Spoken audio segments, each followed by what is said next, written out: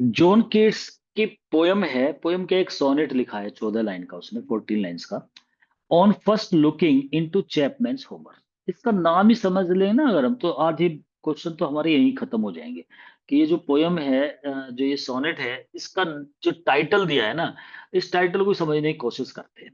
On first looking, पहली looking, देखना Chapman के होमर पे।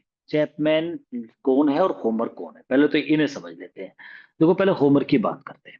होमर ग्रीक का राइटर है, और जिसने इलियड एंड ओडिसी, दो बड़े बड़े महाकाव्य लिखे हैं, मतलब बहुत फेमस राइटर है ग्रीक का। तो बहुत एंशियंट ग्रीक का होमर, तो होमर को जब भी कभी जिक्र आता है तो होमर के बारे में मतलब एक क्लासिकल वे में लिखने वाला राइटर है। अब होमर ने बहुत सारे अपने वर्क लिखे हैं, उसने बहुत सारी पोएम लिखी है, उसने बड़े दो महाकाव्य 24 बुक्स में भी लिखे हैं। तो ये ग्रीक का था। अब जॉन कीट्स के बारे में आपको एक बात पता है कि जॉन कीट्स क्या है, कि वो ग्रीक से बहुत ज्यादा इम्प्रेस था। जैसे हमें किसी एक जगह की, मतलब आपको मूवी पसंद आने लगे साउथ की, लेकिन आपको लैंग्वेज समझ में ना आए, लेकिन आपको लगे यार ये लव स्टोरी अच्छी बनाते हैं या ये फाइटिंग बहुत अच्छी करते हैं, तो आपको कोई एक चीज पसंद आ जाए, आप हमेशा अपनी बॉलीवुड ना देख करके आप जो मूवी है साउथ की, आप उसे ही देखना स्टार्ट कर दो। लेकिन आप देखोगे तो तभी जब आप अपनी भाषा में उसे जो डब हो जाएगी। अगर एक न्यू मूवी आए और वो तमिल में हो तो आप उसे नहीं देखोगे, लेकिन आपके मन में रहेगा कि भाई ये किसी तरीके से डब हो जाए तो मैं इसे देख लूं, तो जब भी कभी हो। और बच्चे बहुत देखते भी हैं साउथ की मूवी। ऐसे ही जो जॉन कीट्स था, ये बहुत ज्यादा हेलेनिज्म, मैंने पढ़ाया था ना, किड्स की बायोग्राफी कराई थी। हेलेनिज्म एक वर्ड दिया था कि भाई ये बहुत ज्यादा है, इसे फॉलो करता है, ग्रीक को फॉलो करता है, ग्रीक के मैथोलॉजी को करेगा, वहीं के गॉड को दिखाएगा, जो भी गॉड एंड गॉडेस है, वहां की स्टोरी लीजेंड जो पुरानी गाथाएं हैं उन सब की बात करेगा। और यहाँ तक कि मतलब ग्रीक को इतना फॉलो करता है, वहां की नदियों के बारे में वो ज्यादातर उनकी जिक्र करता है, इंग्लैंड का तो कम करता है। तो इसे ये पढ़ा करता था। एक इस लैम्पियर डिक्शनरी थी, उससे भी ये अपने आप को, मतलब ग्रीक के जो वर्क थे ना, डिक्शनरी के माध्यम से उसके सपोर्ट से भी पढ़ लिया करता था। इसने पोप के वर्क भी पढ़े हैं। पोप ने क्या करा, ग्रीक के कुछ वर्क, होमर के वर्क को ट्रांसलेट करा। जब ट्रांसलेट करना होता है ये इंग्लिश में ट्रांसलेट कर लेते हैं, इंग्लिश है इंग्लैंड की। अब ग्रीक की जो लैंग्वेज है उसे आप इंग्लिश में ट्रांसलेट हो जाएगा तो ये पढ़ लेगा, भाई ये तो इंग्लिश तो है, इसकी इंग्लैंड का है। चैपमैन की अगर हम बात करें, ये हमारा एलिजाबेथन रेनेसेंस एज का ही राइटर है। चैपमैन ने होमर को पढ़ा और होमर के वर्क को ट्रांसलेट कर दिया। चैपमैन ने, ये विलियम शेक्सपियर के टाइम का है। तो चैपमैन ने जब होमर के वर्क को ट्रांसलेट कर दिया तो अब उस समय का वर्क चैपमैन का कीट्स ने उठाया, और उसने होमर का जो उसने होमर के वर्क को, मतलब होमर को पढ़ा है कीट्स ने, by the help of Chapman's work. जो चैपमैन ने ट्रांसलेट करे थे होमर के वर्क, वो कीट्स ने पढ़े। आप समझो। ऐसे अलेक्जेंडर पोप जो था, उसने भी होमर को भी ट्रांसलेट करा और भी ट्रांसलेटेड करा, तो उसके ही ट्रांसलेशन भी पढ़ी है जॉन कीट्स ने। अलेक्जेंडर पोप तो इससे पहले ही था, न्यू क्लासिकल एज का। तो इसने जब उसे पढ़ा तो एक 14 लाइन की एक पोयम लिख दी।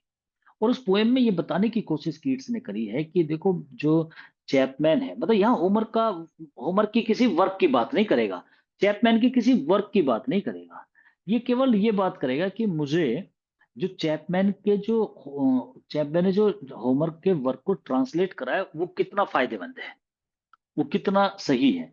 मेरी पहली नजर on first looking, first looking मेरी चैपमैन के होमर पर, चैपमैन ने जो होमर के वर्क को ट्रांसलेट करा तो उस पे मेरी नजरिया, मेरा उस पे, तो वो 14 लाइन इसने इसमें दिखाई है। तो कीट्स ने पोप के भी पढ़े हैं और इस तरीके से चैपमैन के, तो वो इसमें चीजें हैं। तो हमें इसकी पोएम को तो अंदर से पढ़ना नहीं है, लेकिन हम इस नाम भी, हमें इस नाम से ही काफी एक दो क्वेश्चन तो इसी से ही निकल आएंगे जो मैंने आपको अभी बातें बताई है। तो ये बस समझ में आ जाना चाहिए, तो फिर आपको, अब आप इसे पढ़ते हो ना, जैसे सपोज करो अगर मैं ना इसे बताऊं आपको, या आप कहीं ना देखो और ये सामने आ जाए और इसके 4-5 क्वेश्चन आ जाए जैसे मैं पढ़ाऊंगा, तो आपको समझ में ही नहीं आने के, पता नहीं क्या चल रहा है, किस चीज के बारे में है। जैसे अभी इससे पहले मैंने आपको एक पोएम पढ़ाई थी, ईव ऑफ सेंट एगेनिस। अब ईव ऑफ सेंट एगेनिस जो है, on the eve of Saint Agnes, इस टाइटल को पढ़ करके बच्चों के दिमाग में कुछ आता ही नहीं है, पता नहीं क्या है, क्या इसमें क्या है, ये सेंट एगेनिस क्या है, ये लड़का है या लड़की है, यही समझ में नहीं आ रहा है, तो फिर दिक्कत हो जाती है। टाइटल तो हमें समझ में आना ही चाहिए। तो इसके ऊपर क्वेश्चन देख लेते हैं।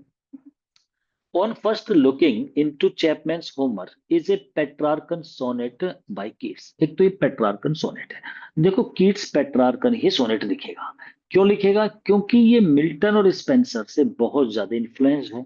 और जो इंसान जिनसे इतना प्रभावित है, तो जो पैटर्न उन्होंने अपनाया होगा तो वही तो पैटर्न अपनाएगा। तो मिल्टनिक सोनेट है तो पेट्रार्कन और मिल्टनिक सोनेट तो एक ही बात है। तो ये एक मिल्टनिक सोनेट है या पेट्रार्कन सोनेट है। It was compose in 1816। Starting में ही था जब ये लिखना स्टार्ट करा था इसने। This sonnet has a beautiful touch of एलिगरी ऑफ बाय कीट्स। कीट्स ने इसमें एलिगरी दिखाई है। एलिगरी होती है कि मतलब बात कुछ और बोल रहा है, निकल के कुछ हो रहा है, तो मतलब बातों के अंदर एक सेंस छुपी हुई हो, डबल मीनिंग उसमें चल रहे हो, उसे एलिगरी कहते हैं। तो ये एलिगरी दिखाता है इसमें। ये सोनेट रिच है सिंबल्स एंड इमेजेस। इसमें कीट्स ने कुछ सिंबल यूज करे हैं और कुछ इमेजेस बनाई है इसके अंदर। Chapman was the Elizabethan poet रहा है एंड ड्रामेटिस्ट भी था, और ट्रांसलेट भी किया करता था होमर के वर्क। तो अब ये तो होता ही है, जैसे पोप है, पोप भी एक आपका पोइट भी है, एसेइस्ट भी है, और फिर उसके साथ वो होमर के वर्क को ट्रांसलेट भी करता है, क्रिटिक भी है। तो बहुत सारी क्वालिटी हो जाती है, चैपमैन में भी थी। चैपमैन की जो ट्रांसलेशन है होमर की, अब उसमें होमर की translation, the whole works of Homer prince of poets was published in 1614। जो इसका इसका जो ट्रांसलेट करा था ना चैपमैन ने होमर के वर्क को, तो ये वर्क का नाम लिख दिया उसने, the whole works of Homer. ये नाम है प्रिंस ऑफ पोइट्स, ये भी नाम है। वाज पब्लिश्ड इन 1614 में जैसे ये वर्क उसने पब्लिश करा। और कैसे करा? ये वर्क तो बहुत पहले होमर ने पब्लिश कर दिया था, लेकिन चैपमैन ने क्या करा, जो होमर का ये वर्क है जो लिखा हुआ है ना प्रिंस ऑफ पोइट्स, इसे इंग्लिश में ट्रांसलेट करा। मतलब इसने लैंग्वेज को चेंज करके करा। तो अब उसमें करके और वो फिर पब्लिश भी करा दिया चैपमैन ने 1614 में। मतलब लैंग्वेज दूसरी थी, दूसरे देश का वर्क था, तो इंग्लैंड में चैपमैन ने उसी को ही ट्रांसलेट करके पब्लिश करा दिया। अब पब्लिक यहाँ इंग्लैंड की भी पढ़ने स्टार्ट कर देगी। नहीं तो इंग्लैंड का पब्लिक पब्लिक कहाँ से पढ़ती? पब्लिक को थोड़ी आती है कि वो ग्रीक लैंग्वेज जानते हैं। तो उसने सबने यहाँ पे पढ़ना स्टार्ट कर दिया, और कीट्स ने भी पढ़ा। तो कीट्स ने ये 1614 वाला वर्जन उठाया। ऐसा नहीं कि होमर का पुराना उठाया हो। Homer is one of the greatest writers of Greek. Greek का मेन राइटर्स में से एक है Homer. Keats was much influenced by the translated works of Homer by Chapman. Chapman के जो होमर की ट्रांसलेशन है ना, उससे कीट्स बहुत ज्यादा प्रभावित था। ये भी आगे बात। Kids read this work of Chapman with his friend cow dung clerk, उसका फ्रेंड था किड्स का, और उसके साथ बैठ के मतलब उसने इसके वर्क को पढ़ा है, ये बताया है इसने। Kids also read the इपिक्स of Homer translated by Alexander pope. Alexander pope ने जो होमर के इपिक ट्रांसलेट करे थे ना, किड्स ने तो वे भी पढ़े थे। लेकिन यहाँ पोप की बात नहीं चल रही है। मतलब वो मैंने एक बताने के लिए आपको लिख दिया कि भाई इसने पोप के भी पढ़े हैं, जो होमर के इपिक्स थे, वो इलियड एंड ओडिसी की बात करें तो कीट्स ने, पोप ने उन्हें ट्रांसलेट करा तो कीट्स ने वो भी पढ़े। लेकिन चैपमैन के जो वर्क, जो उसने इपिक नहीं ट्रांसलेट करे थे, इपिक बहुत लेंथी थे, पोप ने करा था इपिक को ट्रांसलेट। तो चैपमैन के वर्क भी इसने पढ़े हैं। Keats was deeply in love with the Greek art literature and scripture. ये बात तो हम जानते ही हैं कि कीट्स को बहुत ज्यादा लव है ग्रीक की कला से, उसके लिटरेचर से, और जो मूर्ति वगैरह स्कल्पचर होती है उनसे। Apollo is the Greek God of medicine, इसका जिक्र है इसमें। तो अपोलो का भी जिक्र कीट्स जो है वो करता है। अपोलो ग्रीक गॉड है ये, मेडिसिन का, म्यूजिक का और पोइट्री का। तो इसका भी जिक्र जो है कीट्स के वर्क में मिलता है। इसी के टेक्स्ट में एक नाम है रियल्म्स ऑफ गोल्ड। गोल्ड का रियल माने क्षेत्र होता है, एरिया। तो यहाँ पर रियल्स ऑफ गोल्ड बोला है, तो ये इसका मतलब है इमेजिनेटिव वर्ल्ड, मतलब सुनहरा क्षेत्र। तो ये है इमेजिनेटिव वर्क्स, नहीं वर्ल्ड है, मतलब इट मीन्स इमेजिनेटिव वर्ल्ड, संसार। तो रियल जो आता है वर्ड, एक लाइन में इसमें आया था, कॉर्टेज वर्ड आया था। ये एक एक्सप्लोरर है, मतलब खोज करने वाला। Who discovered the Pacific ocean की इसने खोज करी थी। तो इसका भी नाम इस सोनेट में आया था, तो इसलिए मैंने इसे लिख दिया। कॉर्टेज कौन है? पैसिफिक ओशियन की जिसने खोज की थी। डेरियन का नाम भी आया था इस सोनेट में। Is the land between north and south America, के बीच की जो धरती है। तो नॉर्थ एंड साउथ अमेरिका जो हमारा ईस्ट में होता है ना, north America and south America. North में तो हमारा ये भी है, मतलब अमेरिका उसी में आता है नॉर्थ वाले में। तो वहां उसके बीच की जो धरती है उसे डेरियन बोलते हैं।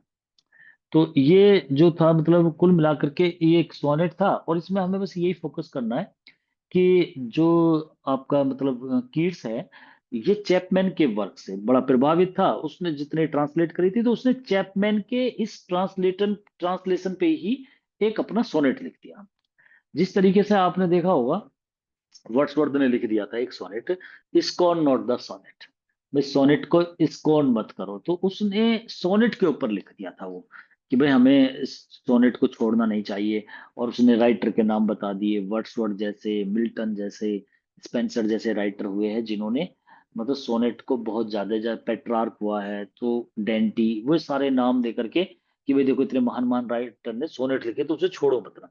इसी तरीके से यहाँ पर कीट्स ने ट्रांसलेशन वाला जो ये वर्क है ना, कि ट्रांसलेट करना, उसे भी महत्व दिया है कि भाई देखो ये बहुत ही प्रॉफिटेबल होता है। मतलब इससे बड़ा फायदा होता है कि जिन जिन इंसानों को वो लैंग्वेज नहीं आती, वे भी अच्छे वर्क को पढ़ सकते हैं। अदरवाइज हम उससे वंचित हो जाते हैं, उन्हें पढ़ नहीं पाते।